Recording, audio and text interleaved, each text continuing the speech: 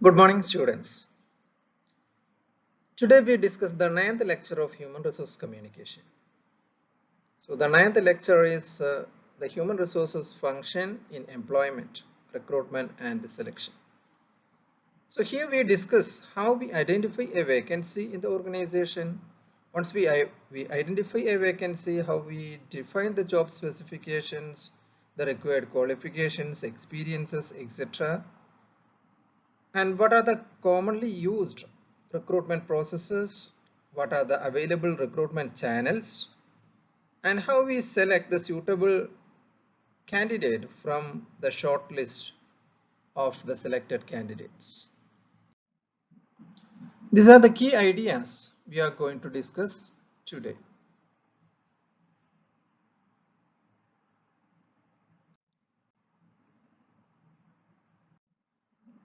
With regards to recruitment, there is a war for talent going on between organizations, and the talent will be the most important corporate resources for the coming years.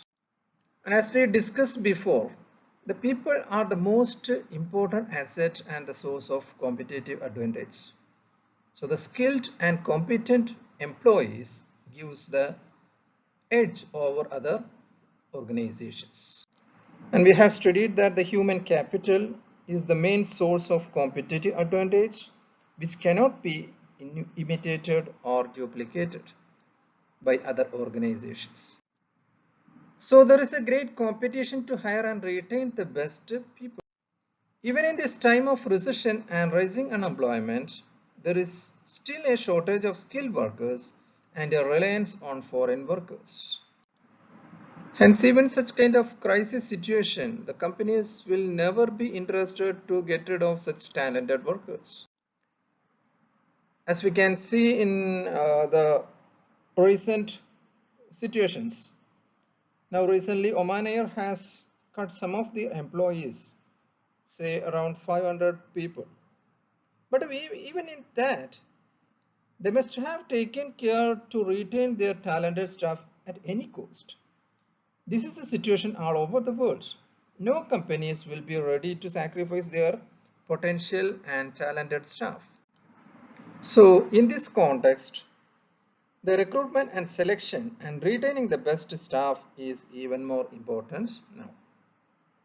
It is the HR department has the responsibility to make sure the new worker knows what they are getting into. And of course, the job seekers will also have a clear idea about what they want to do and who they want to work for. So at one side, the HR department will try to recruit the best talented candidates. And on the other hand, the job seekers will also try to join in such kind of what I say good companies that give them the best deal. So the trend now is, or increasingly in the future as well, selection is a two-way or a bilateral process. That means recruitment taken place through a negotiation between the recruitment team and the HR team and the job seeker.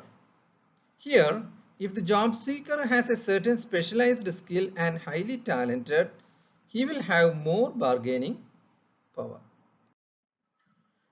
The general aim of recruitment is to provide the organization with a pool of talent. That means a list of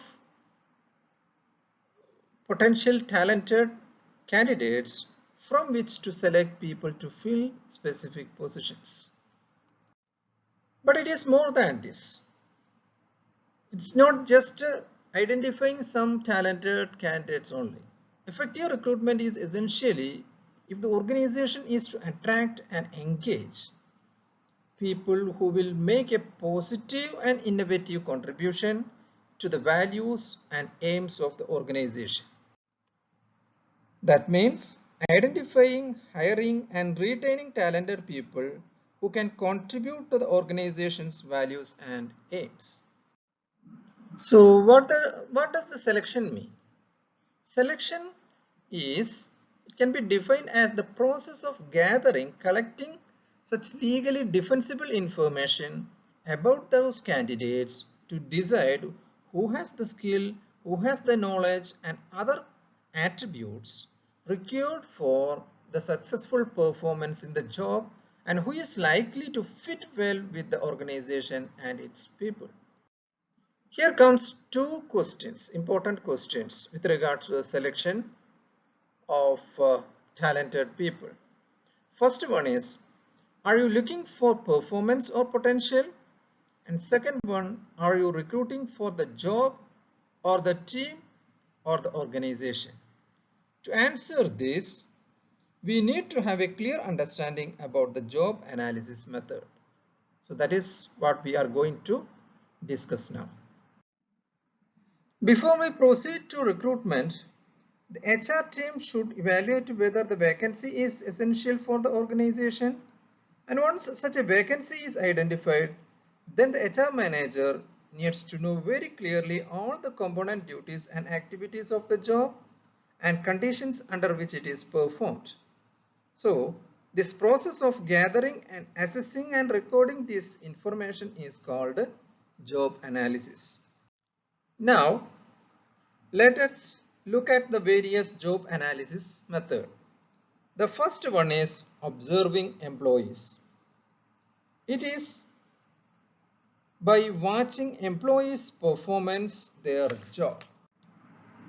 So we can identify the duties and responsibilities of a particular job by observing the existing employees. And it is particularly useful in the service industry and customer service. For that, we can use such kind of CCTV footages of the employees' work. And of course, there are some privacy issues in this regard. There are mainly three disadvantages with this method. The first one, some tasks are not observable because of mental components. For example, in case of managers. The second drawback of this method is some tasks take long time to complete and hence the making observations will be difficult. And the third disadvantage is that when employees know they are being observed, definitely they may be act differently. They may try to enhance level of responsibility and the difficulty of job when they understand that they are being under observation. Second one is by interviewing, speaking directly to the employees. So here questions should be asked about the activities performed, what are the priorities, what is the time schedules, the skills required, and what should be the qualification and responsibilities. So to conduct interviews, structured interviews are best because they help the interviewer and interviewee remain more objective. The third job analysis method is questionnaire. Questionnaires are in a way highly structured interviews, more efficiently administered in written form. And in that case, sometimes we can use or purchase the questionnaires prepared by such kind of research institutes or such kind of professional organizations like that of Purdue University in United States. There are other methods of job analysis like checklist, logs, diaries, and expert panels. Logs or diaries are something like which show the demonstrated record or documented records of the works of the employees. Another option is the International Labour Office. They have a standard classification of occupations, and this is a good starting point as it contains thousands of jobs, each with its own brief analysis and description. So the ILO's that classification of occupations, that list also can be used for this job analysis. So a job analysis will help us to develop the job description. So normally in the job description you can see the roles and responsibilities of that particular job. And this will lead to the next part of the recruitment notice, that is the person specification. The person specification will detail the qualifications, experience, and personal attributes and qualities required by the person to do the job. And sometimes this divided into the essential qualifications, essential qualities, and desirable qualities. But when setting the person specification, we have to be very careful with regards to the qualification asked for, whether they are really necessary to perform that particular job. For example, in case of a marketing job, instead of a degree, it demands or require other skills like a communication or a negotiation skills. So we have to be very careful to not ask for skills that are not required for that particular job. In certain jobs, sometimes, the physical attribute, particular physical attributes may be required. So that as well we have to be uh, clear. And it is very important for the HR department that this job description and the person specification documents should be written clearly and are frequently updated. Now we move to recruitment strategies. Recruitment strategies are an attempt to create a pool, a list of appropriately qualified and experienced people.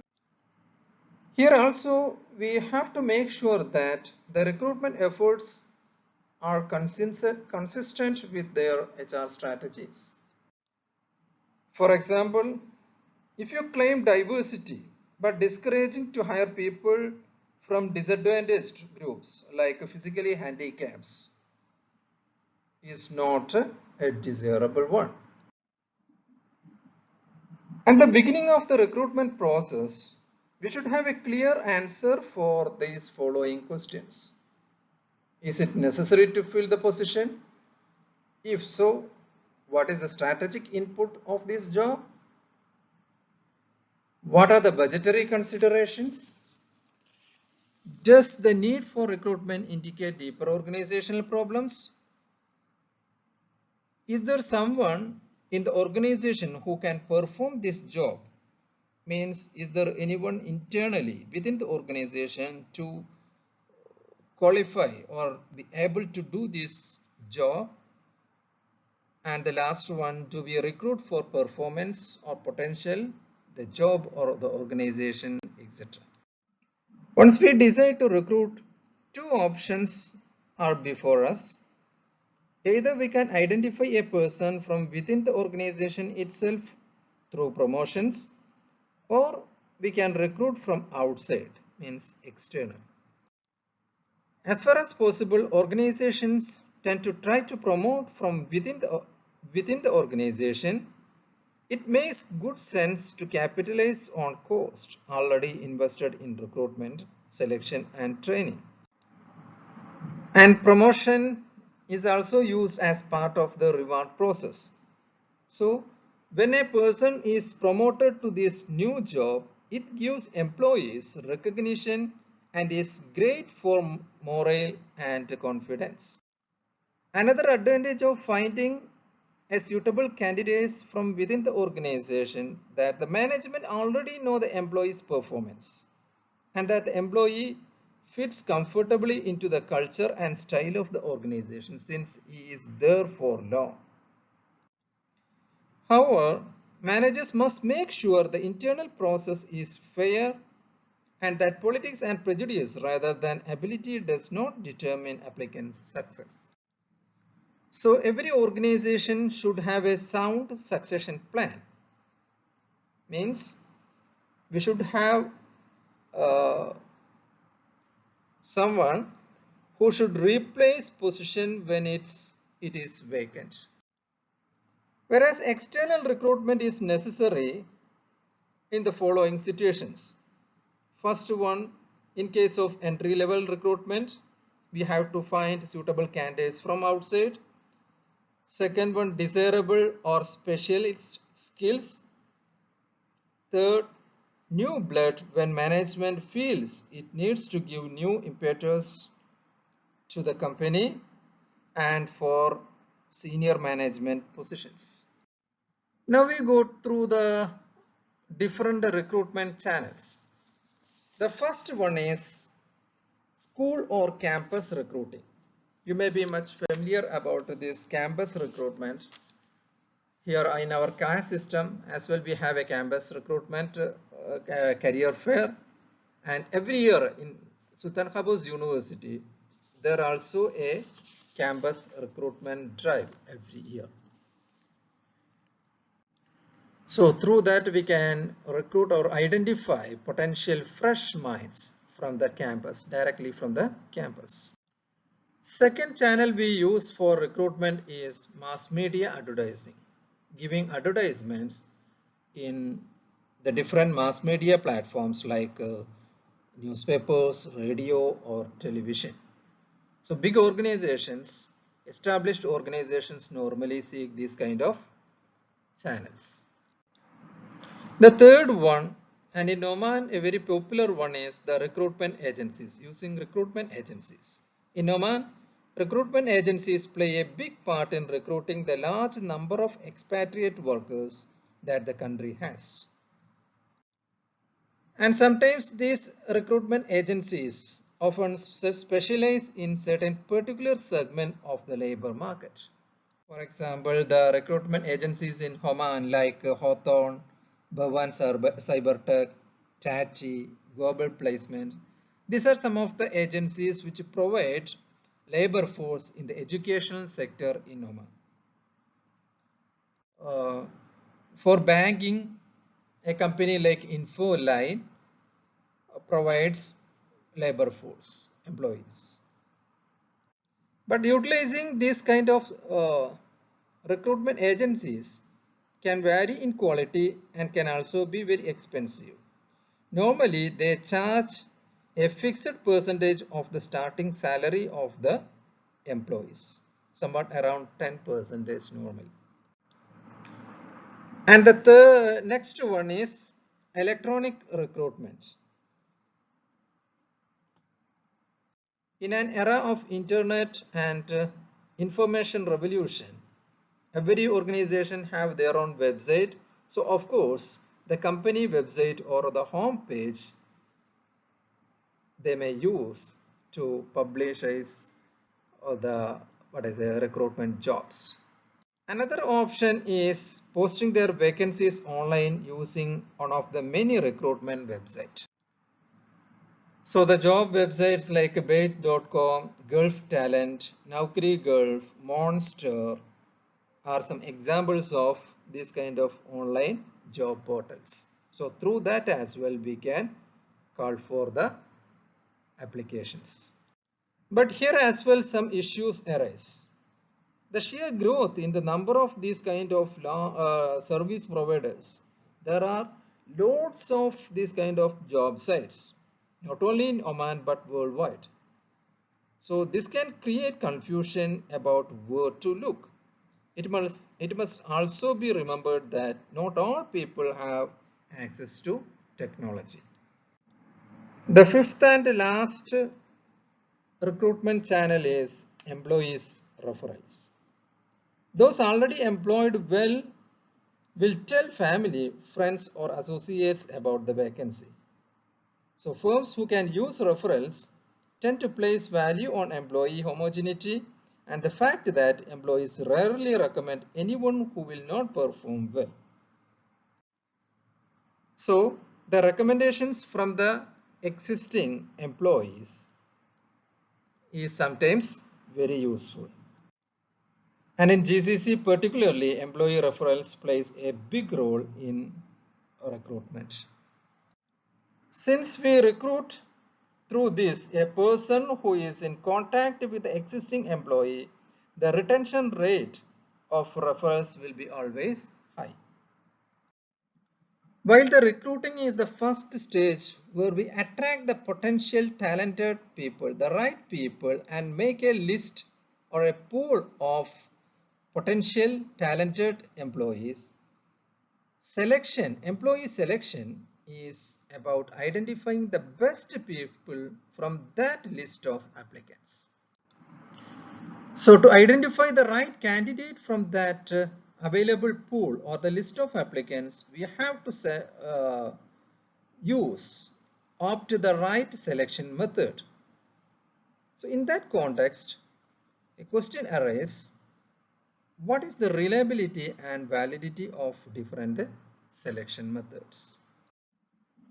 So identifying the best candidates from the available list, it is very difficult to identify the best and talented candidate out of that pool, especially when we don't have the previous knowledge about that list of candidates. So the study shows that we are more likely to make good predictions if we ensure that what is discovered by the selection method closely reflects the task and the requirement of the job itself. That means the selection method should matching with the task of jobs. For example, for a public relation position, the organization may conduct a written test like to write a press release, or sometimes they may check your translation skills, etc.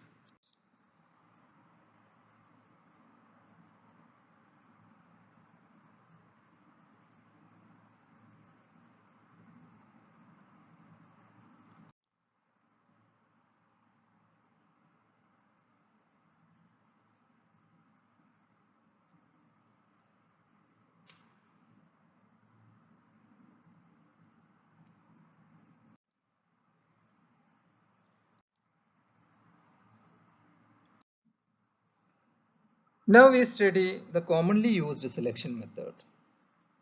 There are 5 selection methods commonly used. First one is application forms and CVs. Second one is using references. Third one, background checks and referees. Fourth one, psychometric testing. And fifth one, interviews. Application forms are quick, informative, and systematic and can be used as a basis for further exploration of the applicant's background. So it is created by the organization specifically designed for that particular job. So separate forms for specific jobs based on the skill set should be prepared. In a CV, the applicant will tell you what they want you to know. So always get them to fill in an application form as well, even if there is a CV from the candidate's side. Second one is the reference letters.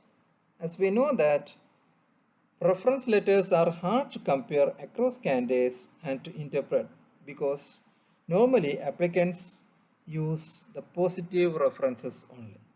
So the reference letters, or in a way such kind of a recommendation letters from the previous supervisors or the teachers if you are a fresher.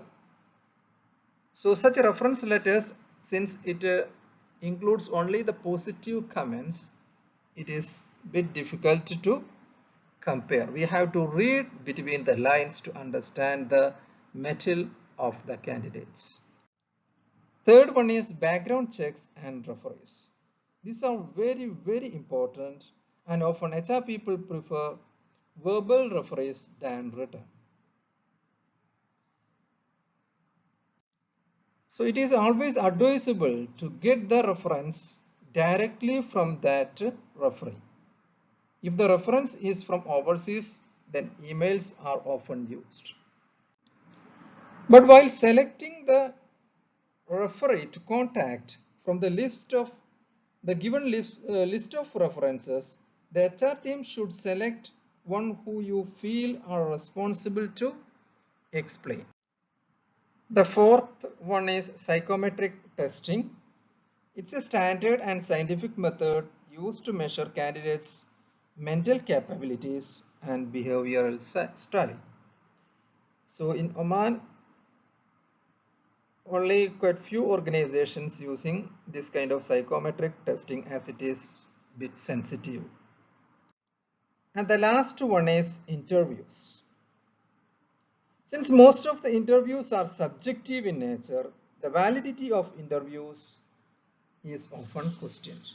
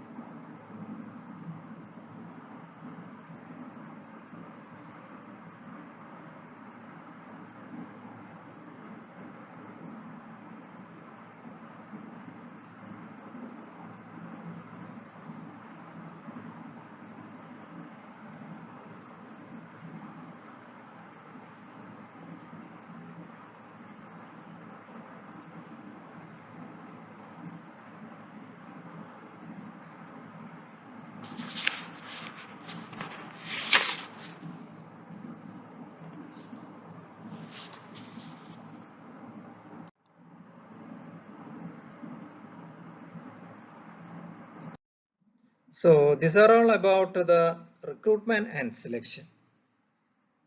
So in the next class, we will discuss about another aspect, which is emotional intelligence in lecture 10. Thank you.